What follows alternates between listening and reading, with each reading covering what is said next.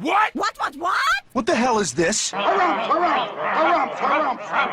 I didn't get a harumph out of that guy. Give the governor harumph. Harumph! You watch your ass. I see you shiver with anticipation. Let the show begin. Hey everybody, this is David Heretic coming at you with another edition of Reactions, Reviews, and Rants. And tonight... Alright, we're coming back to Bruce Springsteen. Yes, indeed, Bruce Springsteen Fans FEELIN YOU. Come on now. Here we go. Before we go any further, for those of you who are feeling inclined to do all the clicks and the likes and the bibbity-boobity bob, do me a favor. Before you do all that stuff, please watch the whole video first, okay? Give me a chance to actually earn those clicks and likes. Now, after the video's done, if you still feel like doing all those clicks and likes, then by all means, feel free to click away. This comes as a request from Roberta Hathaway, Aziz Mushalov, and JFK. And this is actually one of JFK's 3 prioritized requests for the month of December for being a gold tier member on the Patreon page. So here you go, JFK. I hope you enjoy the show, man, as well as everybody else who requested the song. They all want to see me react to this song, and I've been seeing a lot of people in the comments asking for this too, so I'm sure there's a lot of people that are going to be happy with this. It is Bruce Springsteen with a song called Rosalita, Come Out Tonight. Now, have I heard the song before? No, I have not. To the best of my knowledge, this does not resonate with me in any way, shape, or form. However, there's always a possibility I may have heard the song in passing and I just don't realize it. So as always, if I start listening to the song and I suddenly go, wait a second, I recognize this song, I'll let you know. That's the truth. You know me, I'm gonna be honest with you guys. This was posted by Bruce Springsteen, okay, and the video has 2.6 million views. It'll get you there. Other than that, there's really nothing else left to say. Link to the original video will be down below in the video description for your viewing pleasure at your leisure. Let's get started. What do you say? Are you ready? Are you ready? Because here we go. All right, here we go. Bruce Springsteen, Rosalita, Come Out Tonight. Tonight! There it is. Here we go. All right, let's do this. All right, boy, let's do this.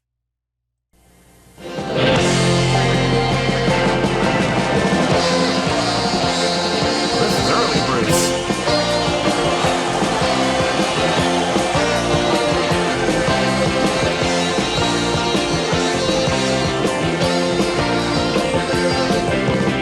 Sweat out now, Rosie. Dr. Come cut loose some mama's wine. You know, playing wine as rough as a little baby's. You pick up a diamond. I'm gonna pick up little gun. The girls are alive tonight. Make that highway run. You don't have to call me Lieutenant Rosie.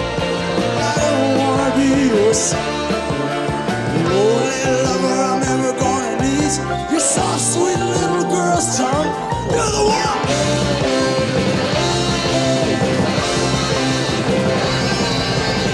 Dynamite's in the belfry there, playing with the bats. Little guns downtown in front of the works, trying out his attitude on all the cats. Papa's on the corner, waiting for the bus. Mama's home in the window, waiting up there for us. Show me there in a cabaret wrestler upstairs. You know we ain't gonna try. I ain't here on business, only here for fun. So hey!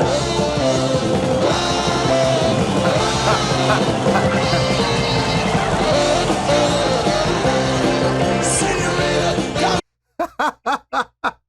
She just wanted to give him a kiss. Here comes security chasing her off, and there goes Bruce chasing after security like, no, wait a minute, let her come back and finish her thing, you know? That was great. That was fun to see. I'm gonna be honest with you folks. I saw the title.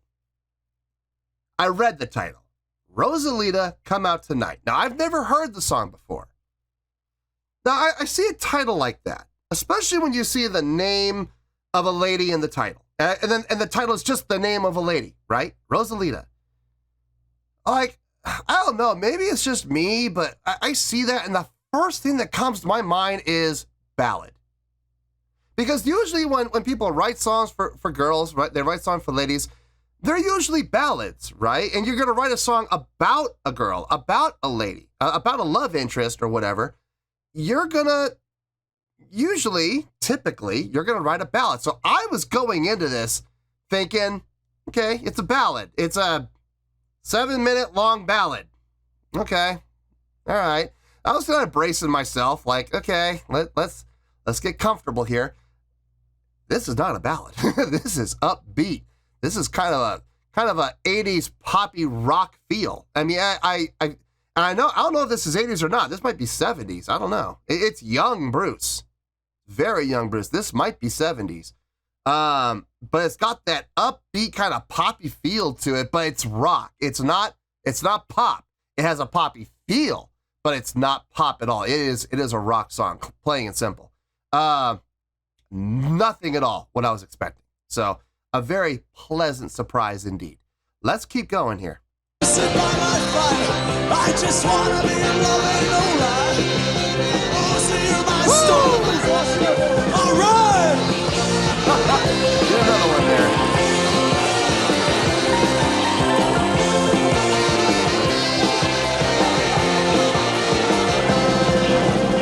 Jack Joe Rabbit, wing these movie. You know I'm gonna be there. Wanna be sloppy soup. Big boss building, come on for it. There's another one. We're gonna play some pool, skip some school. Black real cool, stay out all night. It's gonna feel alright. Rosie, come out tonight. Come out tonight. Windows are for cheaters. Chimneys for the poor. Closets are for hangers. Winners, use the door.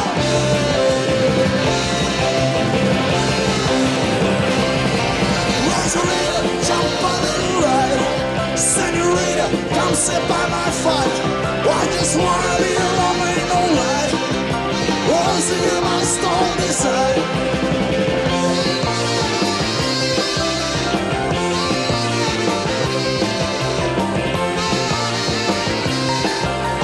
Man, that orange suit, man. Holy smokes.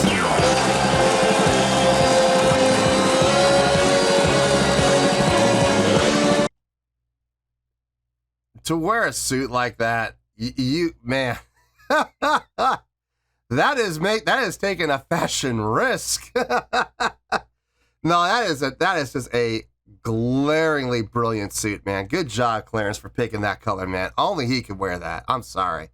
If I were to wear a suit like that, it would never work. It would never work in a million years. Man, he looks good in it, though. I got a question. I can't help but notice all these girls coming up to Bruce, and I will say security has lightened up, okay? The first security guard, man, he chased that girl down like a dog, boy. But ever since then, you know, the girls come up and, you know, they give him a kiss or whatever, and then they are just gently escorted out of the frame. They are gently escorted back into the crowd or whatever. I got a question. I know that I'm not trying to be that guy, but I am going to be that guy. What if instead of going after Bruce, what if they went after the bass player? What if they went after the guitar player? What if they went after Clarence? You know, what if they went after what if they tried to run back there with the drummer? Would security be as quick? Or is security really just kind of focusing on protecting Bruce at all times? You know, I wonder sometimes. And the reason I ask that is this. I've been in bands where we've had fans come up on the stage, okay? And it seems like, I don't know, it seems like whenever Nine times out of 10, the people that come on, they want to go with the lead vocalist, whoever the lead vocalist is, the main person, the lead person in the band. They usually will go after them. But there have been a number of times where, the ladies have come after the guitar player, the lead guitar player. There have been times, believe it or not, there have been times they've come on stage after me, And the thing I've noticed is when it comes to the lead vocalist or the lead person in the band, whoever it is, security is very quick. Security is very, very quick. And then when it comes to the other people in the band, security, they'll come over, but they're not nearly as urgent about getting to us and helping us as it would be the lead guy. You know what I mean? It's weird. There's that double standard. And I just wonder what would happen if one of those girls, let's say one of the girls come on stage and they want to go up to Clarence and give him a kiss on the cheek. How quick would security get to him? They run to the bass player. They want to give the bass player a kiss on the cheek. How quickly would security get to the bass player? I don't know. And I've always felt like there's that kind of double standard. So anyway, it's fun to watch though. It's definitely fun to watch. But in all seriousness, all joking aside, and I'm speaking to the musicians that watch this. You're on stage. If that ever happens to you and people are coming up on stage, I'm not saying live in fear. I'm not saying that. All I'm saying is just be careful, You don't know what people's intentions really and truly are. And I know that sounds very doomsday-ish of me, and sounds very doom and gloom of me, and he's being a downer. No, I'm not trying to be a downer, guys. Look, all I gotta do is say 2 words. Dimebag Darrell. That's all I have to say. That's all I need to say. And that makes my point. You see what I mean? I'm not saying live in fear. I'm not saying that. I'm just saying, guys, when you're on stage, be careful. If someone's coming up on stage and you're not feeling, something about that person kind of gives you the creeps or whatever, trust your gut and get the hell out of there. Seriously. Get the hell out of there. Live to play another day. You know what I'm saying? So. But then again, if it's, a lady and she just, you get a good vibe and she just wants to come up on stage and give you a kiss or whatever, okay, fine, go with it, whatever. It's a different day and age we live in, though, folks, and people are weird. People are weird, and you don't know what people's intentions are. Anyway, let's keep going.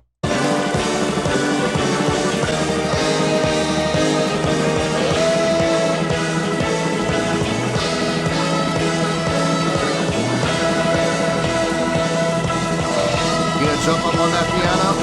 On that piano's been reinforced.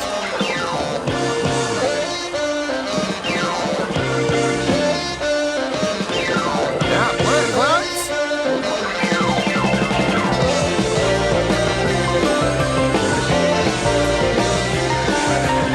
Hey, he's got a mole. He's got a barry. He's got a soprano.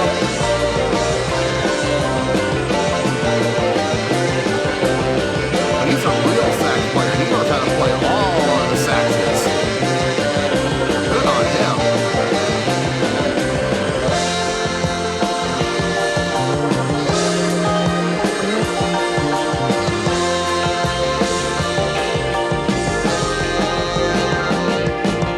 I know your mama, she don't like me, 'cause I play in a rock and roll band.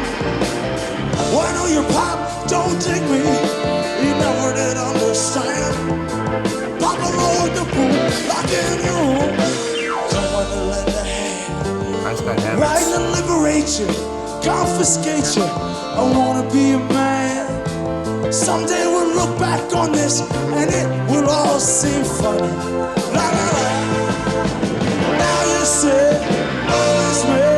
Mama says he owns it.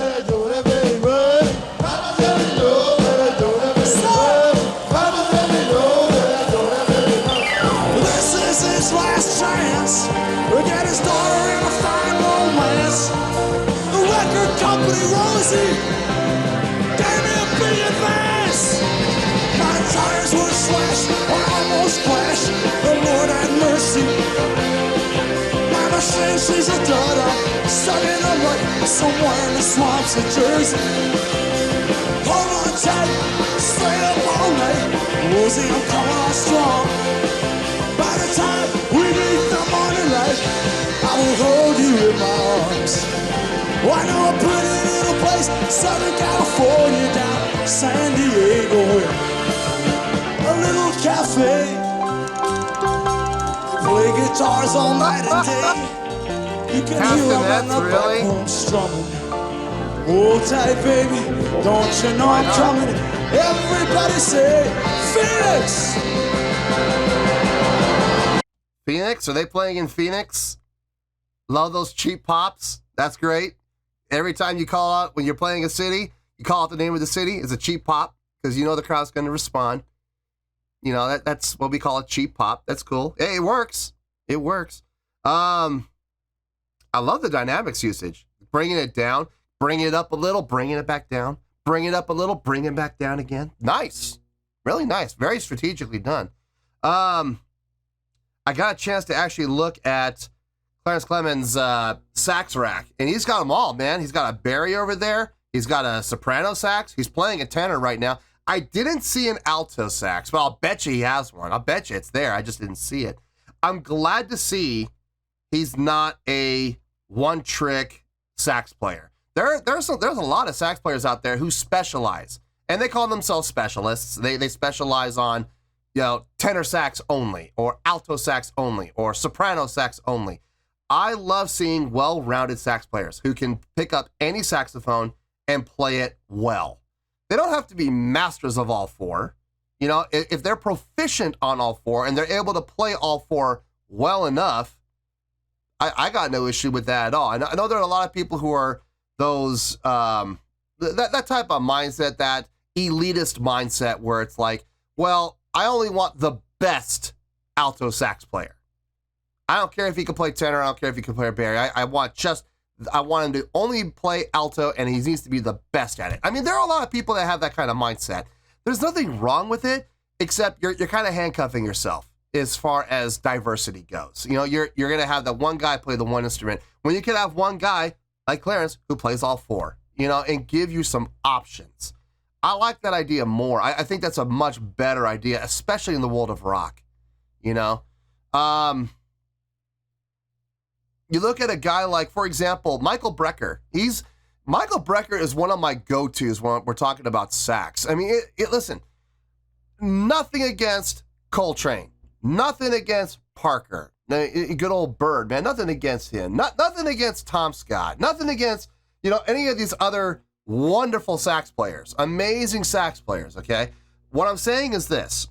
You look at a guy like Michael Brecker, who played alto, played tenor, he played the Evie, the Ewie, not the Evie, the Ewie.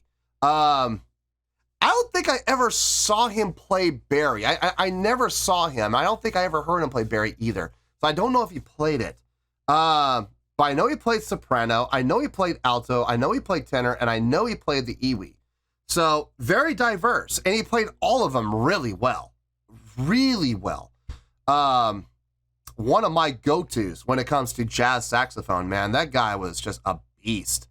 I really enjoy him. And one of the reasons I enjoy him so much is the fact that he is so diverse. He can pick up any sax and play it, except for Barry. Like I said, I don't know. I don't know if he ever played Barry or not. Maybe someone on the channel knows if he did. I would love to know. And if he did, could you please point me in the direction of what album it was on, what song it was on? Because I'd love to hear what he could do on a Barry. I've heard him on the tenor. I love him on a tenor, and I would love to hear him get even lower. So I'm really curious to hear if he did play Barry ever. And if he did, and you know, please point me in the right direction. It'd be really cool if you could do that for me in the comments. Anyway, let's finish this up, and we'll get to the review. I'm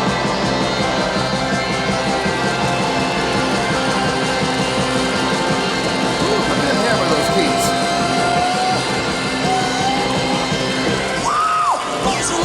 Jump on a line, cigarette, come sit by my fire. I just wanna be love, ain't no lie. Rose in my stone design.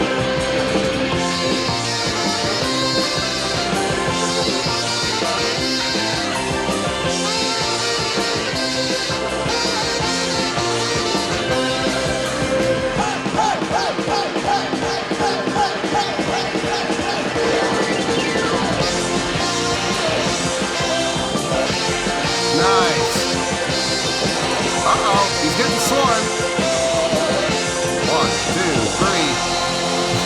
No, funny, Bruce. How about the bass player? He's right there. Give the bass player some love.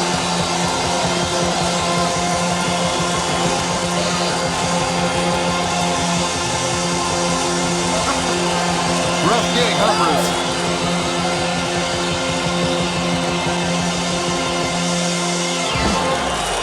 Yeah, the real rough gig, huh, Bruce? Being swarmed by women. Man, the bass player was right there and he got no love. Clarence was right there. He got no love. All the love went to Bruce. Man. Ladies, share the love. Share the love. Show the bass player some love, for God's sakes. Please. Us bass players need love too. That's the truth. Anyway. No, great performance. Really great performance. A lot of fun to watch. Great song. Let me get my thoughts together. I'll see you in the review and we'll talk about it. Well, there you go, folks. That was Bruce Springsteen with a live performance of Rosalita, Come Out Tonight. Tonight! This was a request from Roberta Hathaway, Aziz Mushalov, and JFK, and this was actually one of JFK's 3 prioritized requests for the month of December for being a gold tier member on the Patreon page. So there you go, JFK. I hope you enjoyed the show, as well as everybody else who requested this and wanted to see it. I got a score here, and I gotta say, the score came to me really quickly, actually. But I'm not gonna lie to you, folks. I didn't think about this a whole lot, and I spent maybe 2 minutes thinking about it. So there really is not a lot to talk about, but I think the score pretty much speaks for itself. So let's get right to it. On a scale of 1 to 10, I'm gonna give that an 8.4. Yep, 8.4. I feel good about that score. Let me tell you why. Why?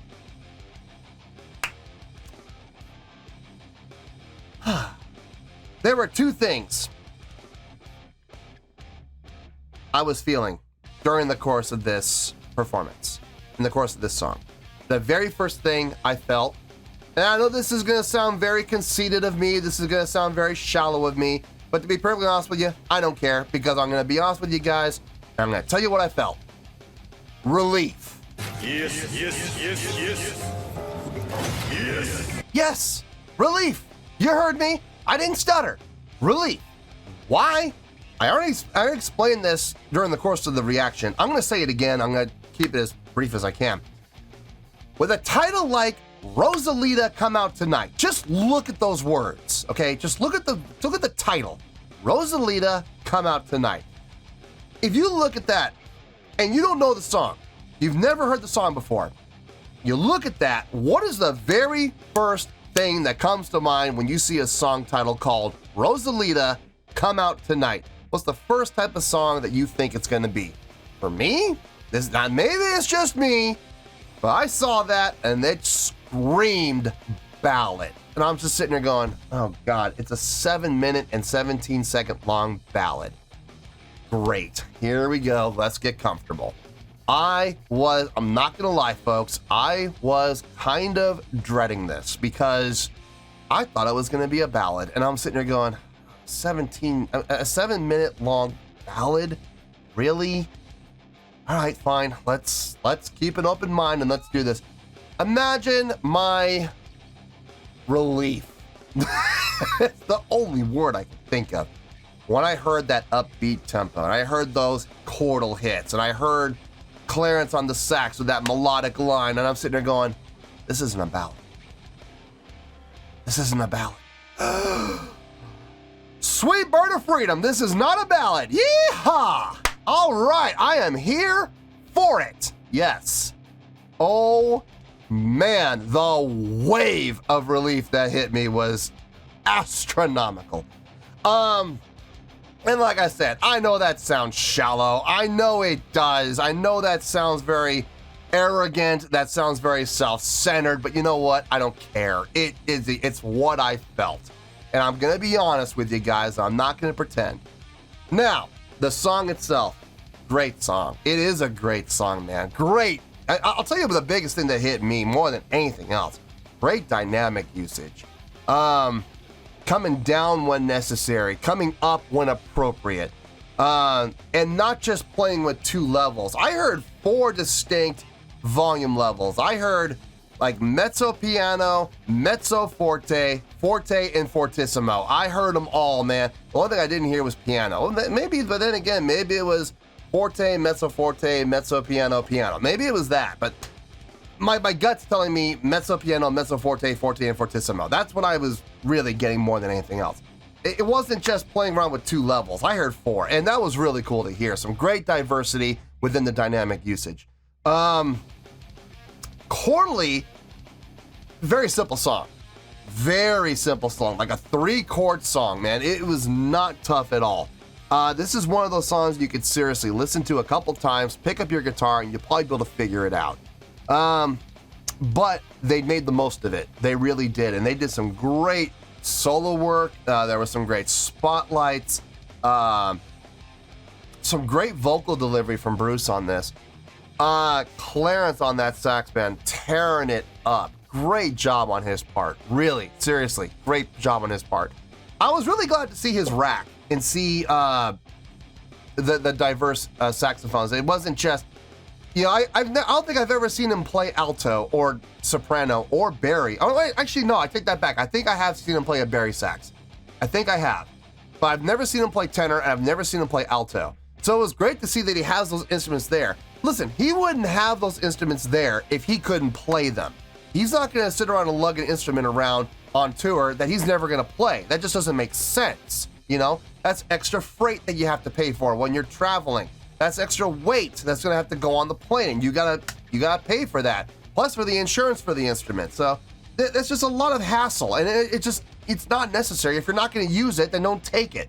So he clearly uses it. I haven't seen him use it yet being the proper word there, but I'm sure at some point on this channel I'll probably see him use that soprano, and I'll probably see him use the alto if he has not. I didn't see an alto, actually, now that I think about it.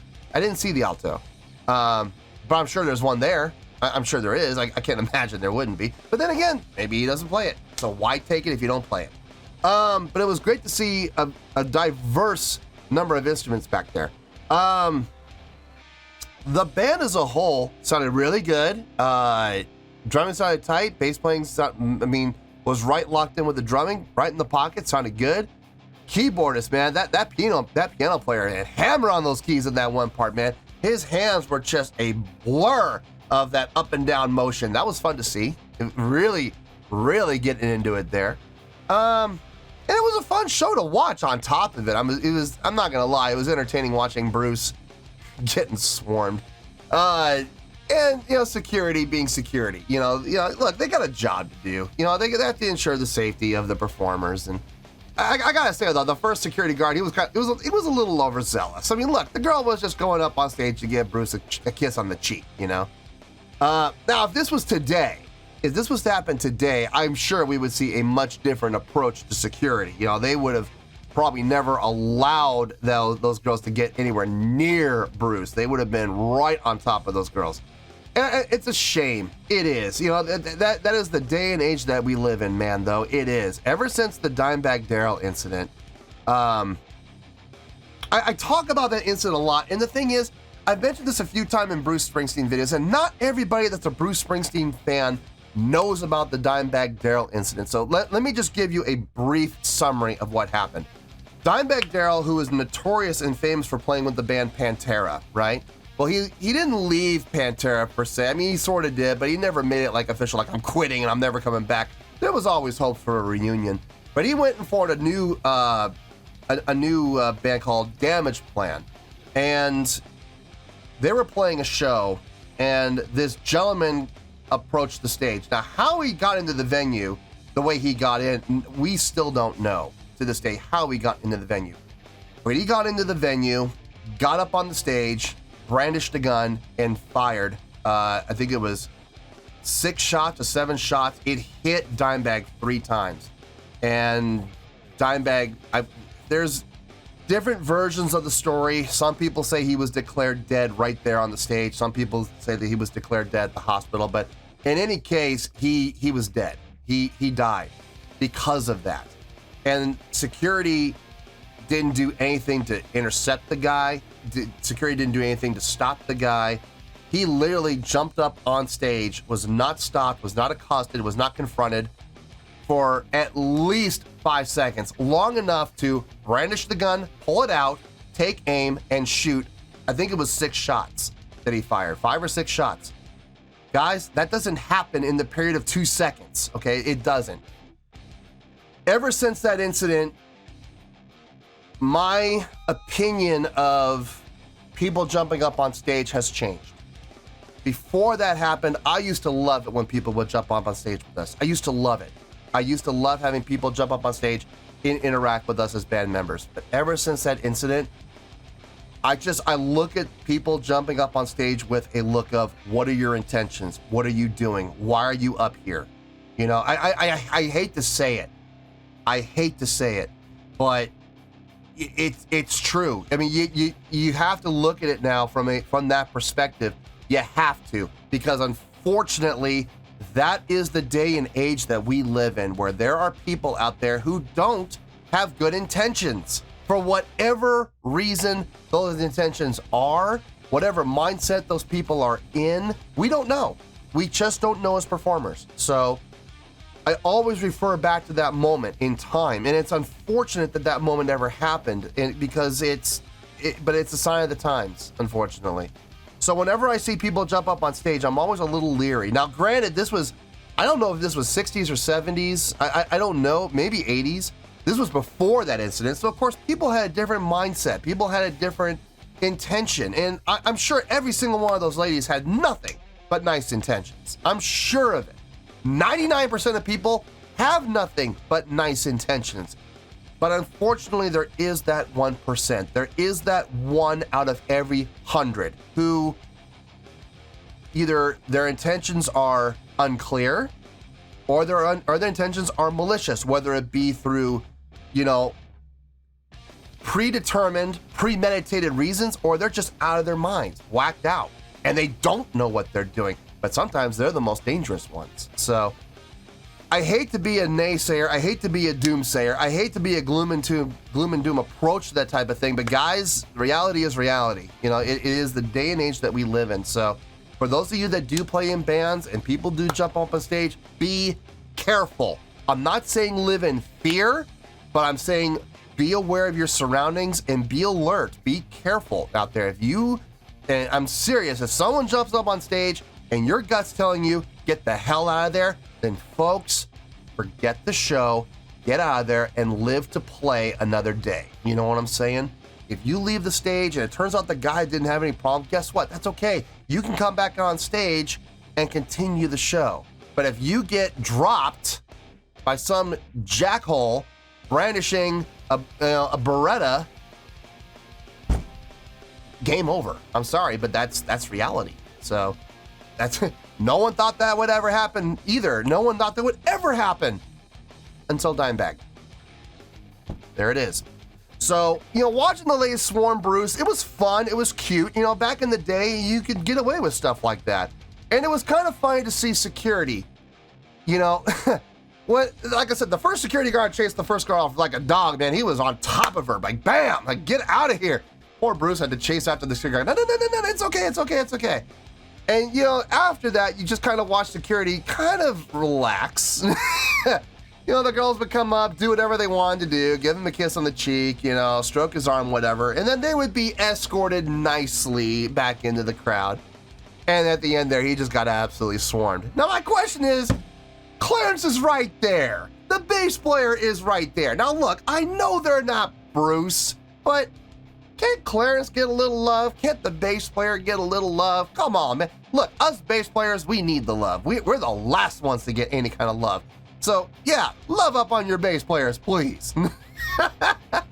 But listen, this was a fun thing. It was a fun thing to watch. It's a great song to boot. I mean, it really was. It was a fun song to listen to. And overall, yeah, I really enjoyed this. I really did. I think it's a great song. It was a great performance, and that's why I'm giving it a great score of 8.4. So, 8.4, final score, I have spoken. Well, that's going to do it for this edition of Reactions, Reviews, and Rants. Hope you all enjoyed the show. Hopefully I was able to entertain you. If I was able to put a smile on your face and brighten your day, then I did my job, and I'm so glad I could do it. If you guys feel like joining the fan base, go ahead and click on that button down there. If you guys want to like the video, go ahead and like the video. If you guys want to ring the bell, go ahead and ring the bell. It honestly doesn't make any difference at all to me, but if you guys feel like doing these things, then by all means, feel free to do so. Well, that's going to do it for tonight, folks. Thank you very much for watching, and as always, this is David Heretic signing off, reminding you to stay fabulous and support each other. Later. Peace.